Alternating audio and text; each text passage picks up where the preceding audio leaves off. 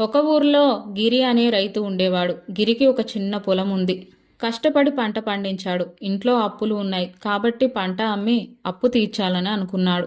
గిరి పంటను తీసుకొని మార్కెట్కి వెళ్ళాడు. అక్కడ కొనేవాళ్ళు ఇదంతా బాగాలేదు, ధర పడదు, ఇంకా తక్కువకి ఇస్తే తీసుకుంటాం అంటారు. ఎంత కష్టపడి పండించాడో ఎవరు చూడలేదు. అడవిలో పండింది తెచ్చినట్టు ధర బాగా తగ్గించి చెప్పారు. గిరి బాధతో అమ్మబోతే అడవిలా మారిపోయారే అనుకుంటాడు.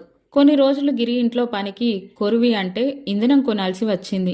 అప్పుడు అమ్మేవాళ్ళు ఇది మంచి కొరివి, ధరే ఎక్కువ అన్నారు. ఇక్కడ మాత్రం చిన్నదానికే మండే కొరివిలా ధర పెరిగిపోయింది. అప్పుడు గిరికి అర్థమైంది, అమ్మబోతే అడవిలా తక్కువ చూస్తారు, కొనబోతే కొరివిలా మండిస్తారు.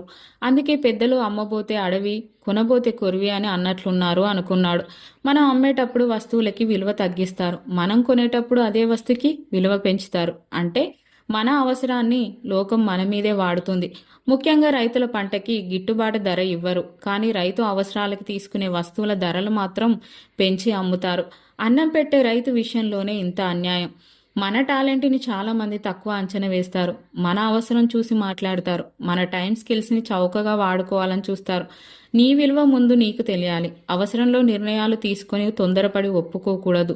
నీ శ్రమను అడవిలో తక్కువ చేసే వాళ్ళ ముందు తల వంచనివ్వకు. నీ విలువ తెలుసుకొని నిలబడితే కొర్విలా మండే స్థానం నీదే. Please like, share, subscribe.